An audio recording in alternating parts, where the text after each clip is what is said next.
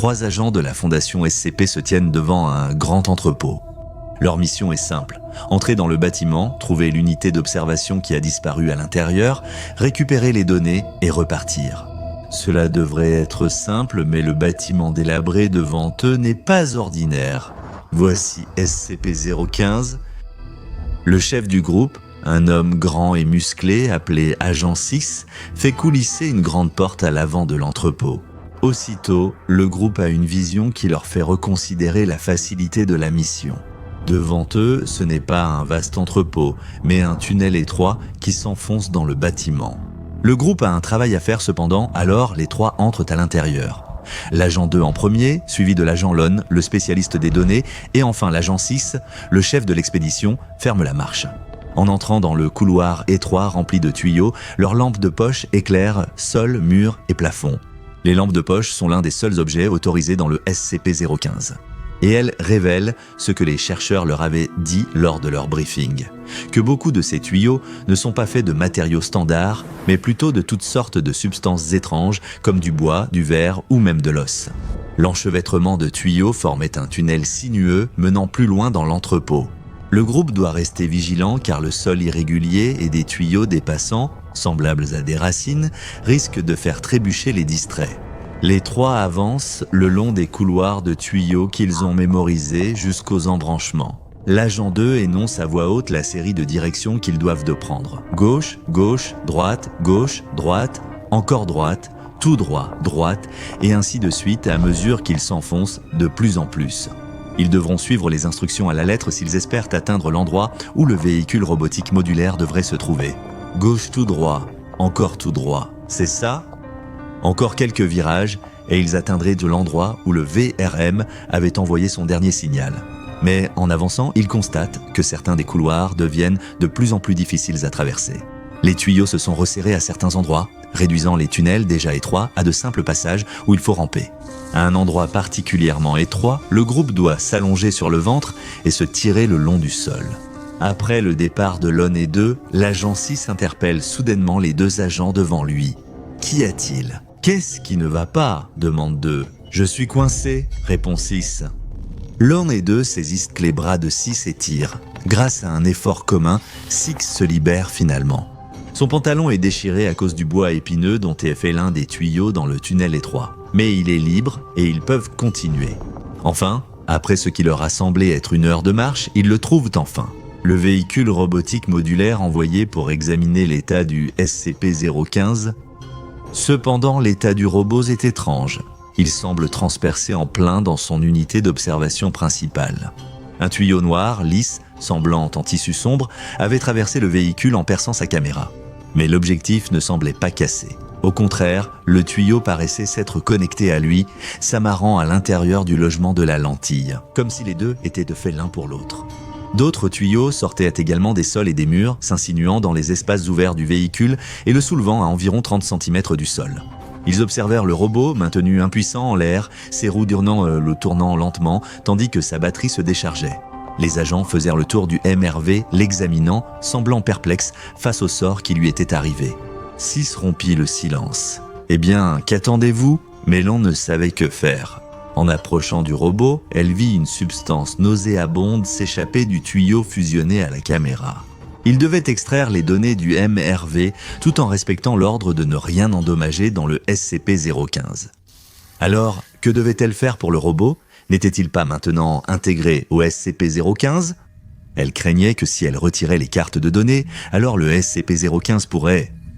Eh bien, elle ne savait pas exactement. 6, cependant, n'y croyait pas. Les chercheurs leur avaient peut-être dit que le 015 réagissait, mais ils pouvaient voir maintenant que ce n'était qu'un tas de tuyaux bizarres. Ça grandit ou bouge peut-être, mais comment sauraient-ils qu'ils étaient là ? Cela n'avait montré aucun signe de conscience ni de sapience. Mais il ne comptait pas rester ici plus que nécessaire. S'il ne s'y mettait pas, il le ferait lui-même. 6 s'approche du MRV et ouvre le capot de données sur le côté. Plus de ce liquide fétide s'écoule, mais il l'ignore. Lon et Tu se regardent. L'autre a-t-il entendu ça aussi ? On aurait dit de la vapeur qui s'échappait de quelque part, profondément à l'intérieur. SCP-015-6 ne semble pas l'avoir entendu et commence à retirer les fines cartes de données du MRV. Données récupérées ? Il tente de libérer le véhicule des tuyaux, bien que ce ne soit pas l'objectif initial. Mais pourquoi laisser un bien précieux de la Fondation se perdre alors qu'il est juste là devant eux? 6 tire d'abord sur le MRV, puis sur les tuyaux, raccordés, mais ne parvient pas à le déplacer. C'est complètement coincé, apparemment soudé aux tuyaux. « Allez, on a les données, sortons d'ici », dit tout. Mais 6 n'a pas fini d'essayer. Il pose sa lampe torche et utilise ses 2 mains, en poussant contre le mur de tuyaux avec son pied pour avoir plus de levier. Quand soudain, un grincement se fait entendre. « Ah, je crois que j'y suis arrivé. » Mais 6 s'est trompé. Ce n'était pas le bruit du MRV qui se libérait qu'il avait entendu, mais celui du sol sous lui qui cédait. 6 s'enfonce jusqu'aux aisselles, les 2 autres agents accourent pour l'aider. Mais en le faisant, il remarque la lueur et la chaleur immédiate qui s'échappent du trou. Du verre en fusion épais commence à remplir le trou et l'agent 6 crie à l'aide tandis qu'ils essaient désespérément de le tirer de là. Ses cris se transforment en hurlements de désespoir alors qu'ils lui attrapent chacun un bras et, après une lutte, parviennent enfin à le libérer et à le tirer hors du trou. 6 ne crie plus lorsqu'il est tiré de là, bien que ses yeux et sa bouche restent grands ouverts dans une panique totale. Lone est maintenant celle qui commence à crier en réalisant cela. Ils n'ont extrait que la moitié supérieure de l'agent 6 du trou, au-dessus du gouffre en feu. La moitié inférieure de son corps a complètement disparu, brûlée par la chaleur du verre en fusion. Pas le temps d'être choqué car des tuyaux sifflent et résonnent autour d'eux. Un tuyau en bois éclate au-dessus de tout et long, projetant de la poussière sur leur visage. De la poudre de verre s'écoule du tuyau brisé, recouvrant complètement ce qui reste de 6. Tout crache un épais filet de sang, sa bouche lacérée par les particules de verre, tandis que Lone essaie désespérément de ne pas frotter davantage les éclats dans les coupures de ses yeux.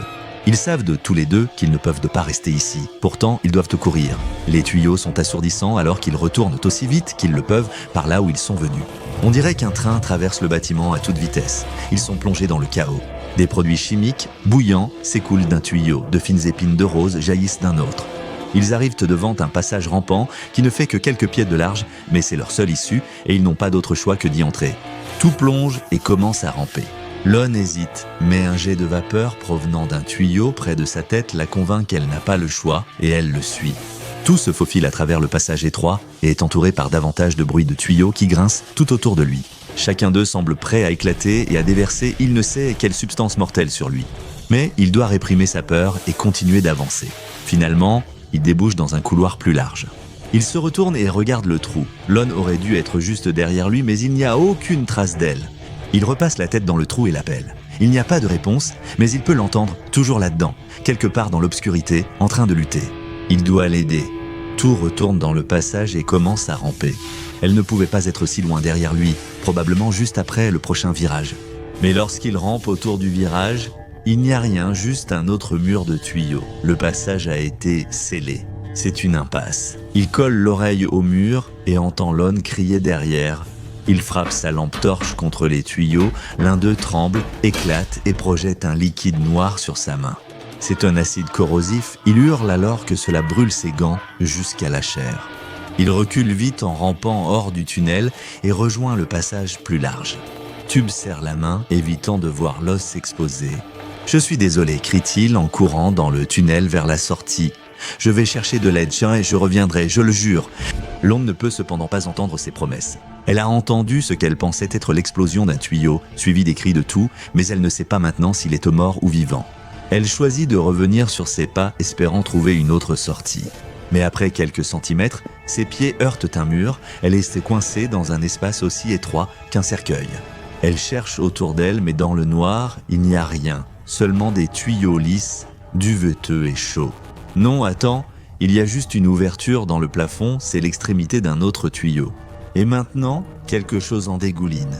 Des gouttelettes de cette substance tombent sur son visage, puis un flot de liquide la recouvre.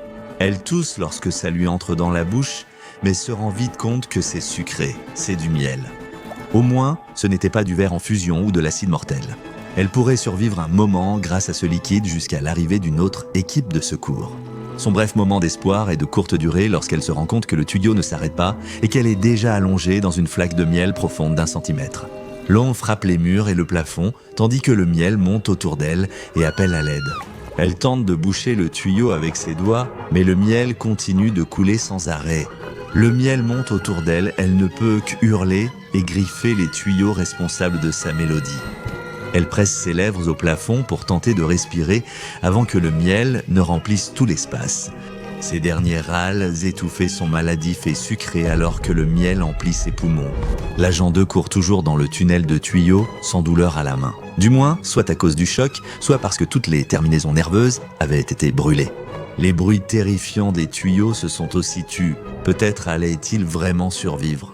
Lon aurait pu trouver une autre sortie. Impossible de savoir combien de passages traversent ce labyrinthe de tuyaux. Il sortirait sûrement la chercher dehors, où elle l'attend. Pauvre agent 6, il était condamné dès qu'il a ouvert le couvercle sur le MRV. Ses pensées s'interrompaient brusquement quand il trébuche sur un tuyau invisible et tombe au sol. Ou plutôt, il aurait dû tomber sur le sol. À la place, une trappe s'ouvre dans le sol menant à un plancher abrupt et incliné rempli de tuyaux. Il crie et tente de s'arrêter, mais le liquide glissant l'empêche de ralentir. Il glisse alors le long des tuyaux. Sa lampe de poche éclaire faiblement un tunnel sans fin de tuyaux, plongeant dans l'obscurité. Le tube tournait dans tous les sens, le projetant contre les parois et le faisant culbuter. Et la descente semblait ne jamais finir. Il cria jusqu'à ce que sa voix devienne rauque, puis qu'elle s'éteigne complètement.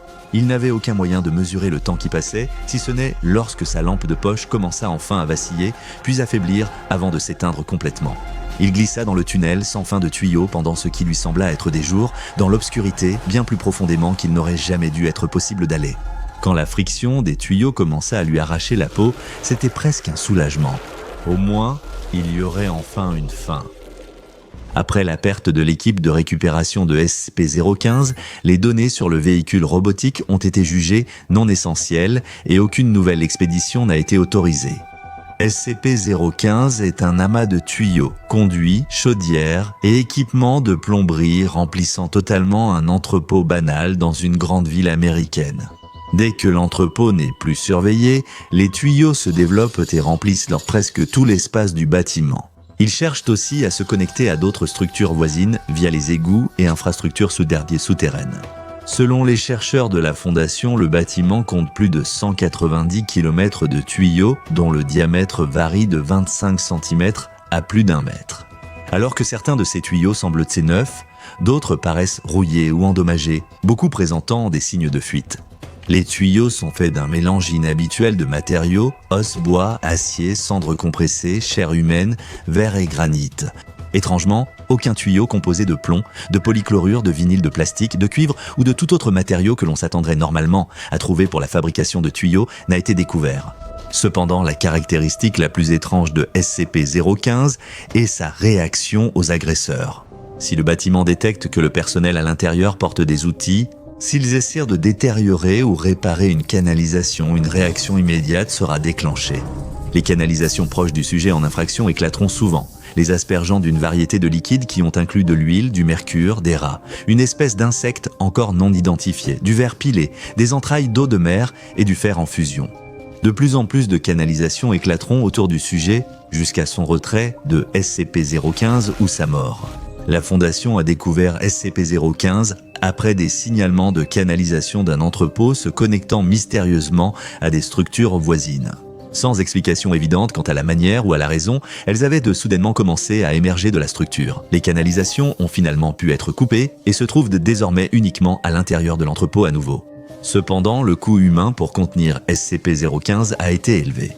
À ce jour, 11 membres du personnel de la Fondation ont été tués par l'anomalie et 20 restent portés disparus. Toutes les personnes disparues sont présumées mortes, malgré des rapports de bruit venant du bâtiment qui suggèrent qu'elles pourraient être vivantes. SCP-015 classé Euclide sous une certaine forme est confiné sur place car le bâtiment ne peut être déplacé. La Fondation garde un espace de 2 mètres autour de l'entrepôt et interdit toute construction contre ses murs extérieurs. Si des saillies provenant de SCP-015 sont détectées, les tuyaux doivent être immédiatement bouchés et scellés. L'exploration de SCP-015 nécessite l'accord du personnel supérieur. Après de nombreuses pertes sur le site, les équipes d'expédition doivent y compter 3 membres, tous munis de lignes de sécurité et de dispositifs système de positionnement global. Les équipes ne sont pas autorisées à apporter d'outils manuels ou électriques dans le bâtiment, ni à tenter de faire des réparations ou de l'entretien de quelque nature que ce soit à l'intérieur. Il n'est pas nécessaire d'appliquer ces règles car le SCP-015 élimine lui-même les contrevenants. La fondation SCP contient de nombreux lieux anormaux, bien que le SCP-015 soit peut-être l'un des plus étranges. Comparez-le au SCP-024, un autre bâtiment abandonné plein de secrets à découvrir. N'oubliez pas de vous abonner et d'activer les notifications pour suivre toutes les anomalies alors que nous explorons les archives classifiées de la Fondation SCP.